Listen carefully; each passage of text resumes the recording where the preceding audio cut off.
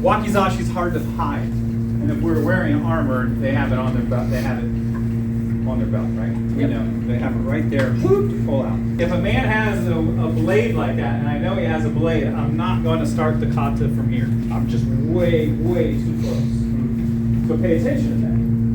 So the assumption is if we're going way back in time, the assumption is you know, maybe it depends on how you like to do it. Like I like to pretend, like maybe I was in that front line, like you're like a conscript, right? You're walking around, you got the yari, and you were in the very front of that battle, and boom, arrows come in, whatever. You're now you wake up, and there's a samurai out there who just happens to have, he doesn't have his sword, but he's got his wakizashi left, and you guys cross into the battlefield. And what do I have? I have a broken yari.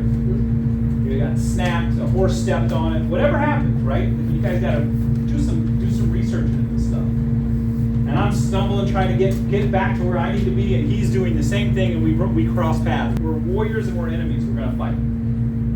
He's got his wakizashi. I have this.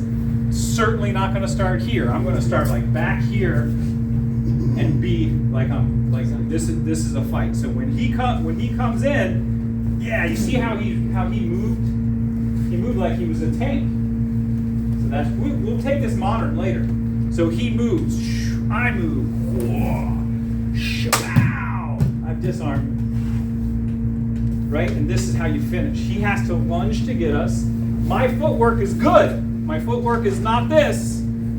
Shoot, shoot, and then I'm in that range. You guys got to get that down. Before you even worry about this, worry about that weapon, and worry about making sure that you're back here. Because now we have them. I can even be further away and still hit Mr. White just by moving my knees.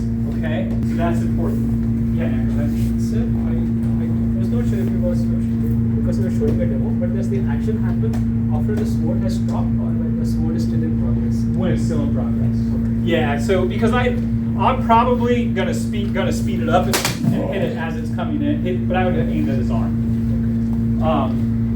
Because that's a great point. Because if I wait too long, what's he gonna do? He's gonna withdraw and come back and get us.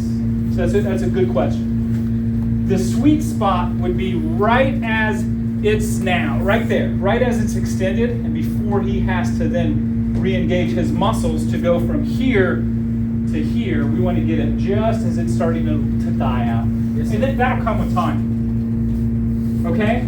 So let's go back 400 years, 600, 900 years, and start there. And then as the day goes on, we'll shorten it up to where it's applicable for today. Okay? Lift their left toes, point them the way they want to go, and fall.